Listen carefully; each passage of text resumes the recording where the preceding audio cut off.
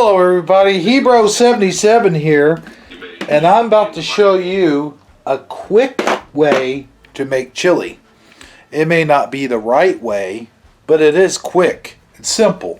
Anybody can do this with just 5 simple ingredients, and I'm about to show you how. By the way, this video is specially dedicated to Sagittarically Speaking, who, when I bring up my chili recipe, he's constantly asking me this or that or the other. Well, now you shall have no more questions.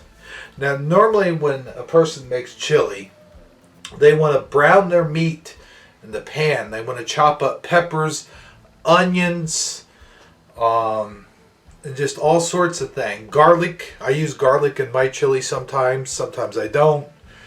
But for this video, I'm just going to show you the quick and easy way. And if you don't feel like getting a pound or two of ground beef, the easiest way to make your chili and it still have meat and flavor in it. And this is a good bachelor trick too, by the way. Now, granted, this is a cheat, but it's a cheap and easy official cheap way to do it. Is you just simply get a couple cans of chili, either Wolf brand or Wolf chili, whatever. And you want to get the one with no beans, because you're going to be adding your own beans anyway. So you just get the ones with no beans. This is cheap. This is easy. You don't have to brown any meat or anything. And trust me, it's going to taste amazing, because what goes in your chili isn't as important as how you make it. And I make my chili with love. The second ingredient I like to use, because like I said, if you're not into chopping up peppers and onions and whatnot have you, is to simply buy a jar of chunky salsa. This one's mild, but that's okay because we're going to be adding our hot peppers anyway.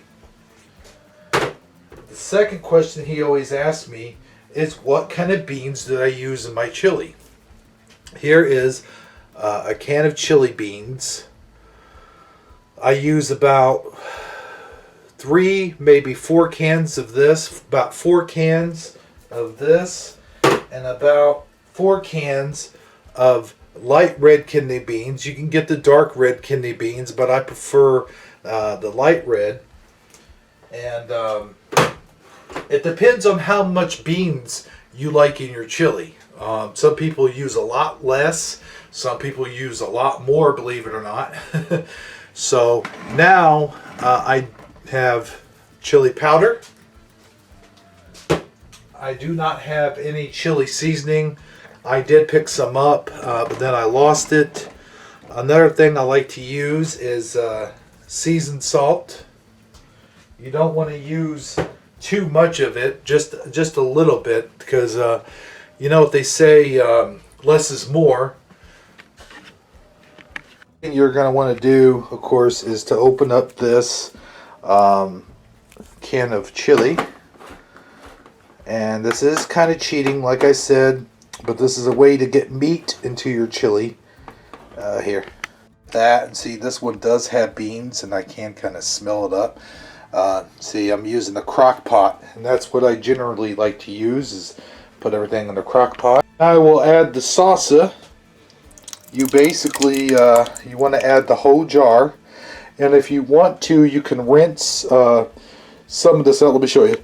Just a little bit of water in there, that much right there, and then we put on our lid, and we also get all this little salsa stuff off the lid. So we're going to shake it, and we're going to do this until all of the sauces break it down. Now, you don't have to worry about it being too watery, because we're going to add the crushed tomatoes, and those crushed tomatoes will thicken it up. So don't worry about that. I know it looks bad, it looks runny, but you're getting all the salsa out of the jar that's in there, and you're getting your money's worth. So let's go ahead and do that. Powder. Add a good Good bunch of chili powder. There we go. And we're going to want to mix that once we've got that in there. And the reason why you want to add your chili powder sort of first, oh, look at all that. Yeah, look how darken it up. Is because once you start adding the beans and everything, the beans are going to float to the top. So you want to go ahead and add your chili powder to the mix. And I was going to add some seasoned salt, but I've changed my mind. I don't think that's going to really taste very good. Usually, what I also like to do is sometimes I'll add beer to the mix. But again, you know, I don't have any beer right now, but my suggestion for anybody would be to, if you're going to add beer, I would say probably about half a cup. Half a cup should do it. You don't want to add too much because then it'll get that beery taste. You know what I'm talking about?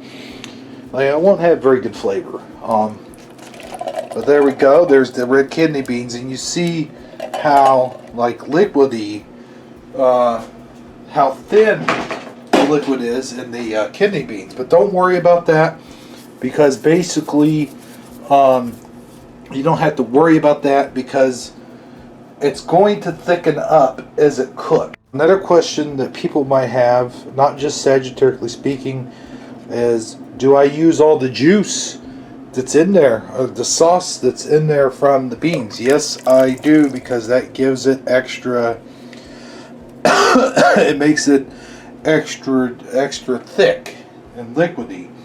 Now the chili beans have the thicker liquid as the red kidney beans do not. Now you see I added my beans, and now I'm going to add the I added my beans. So now you're going to want to stir the beans really hard, and as you can see, you want to get any of the extra chili powder down in here. And as you can see, the sauce, the chili is nice and thick. It's not too thick, it's not too thin, it's just perfect. Here, about this point here, if you have beer, you're going to want to add your beer right at this point here and stir it in really good, because as we know, beer does tend to foam up and it does tend to rise to the top. So you either want to add it at this point or you want to add it while you're cooking it. And basically, I think actually I might use one more can of like chili beans to this mix, or another can of Hormel chili mix or something. It looks a little bit thin, but that's okay because you don't want it too thick, because if it's too thick it makes it hard to pour on macaroni noodles, or maybe say for example you have nacho chips. You might want to dip your nacho chips in, or your corn chips. I like to crush up corn chips and put it in my chili. But yeah, so let's go ahead and add one more can of beans to the mix. And the final ingredient, well, not the final ingredient, of course we're going to add hot peppers to it, but crushed tomatoes. Usually I'll use about 2 cans of this, but for what I'm doing here today, I'm just going to use one can of crushed tomatoes. And now let's get the hot peppers. These are peppers, mostly jalapeno peppers that I raised out of my own garden. There is a few chili peppers in there. You can kind of see some of the chili peppers. These are frozen. And what I do every year is I cut them all up and I freeze them. And I'm not going to use very much of this because we don't want to get our chili too hot, because there will be other people eating of it. I have here some seeds and some pepper there. That makes pretty good seasoning. That's what I have left out of the first batch. So I'm probably going to add that first. And well, that's pretty much it for that. Now, some other spices you might want to add. Might want to add some garlic salt. And of course you're going to want to add salt and pepper. But I don't know. I don't usually do that. So I'm going to show you exactly how I make my chili. And I don't know if I already have a video somewhere on where I do make chili, and I do it with the ground beef, but I will make another video using the ground beef. But for this video, it's just going to be the quick and easy way. And I know a lot of you are thinking, well, the quick and easy way just probably isn't going to taste as good. But trust me, when you get done with this, you got a ton of ingredients. You got a ton of things that's going into this. It's going to taste just wonderful. So stay tuned and see how I do it. I've already went and added a few jalapeno peppers, as you can see here. We really want to spice this thing up. We want to spice it up really good.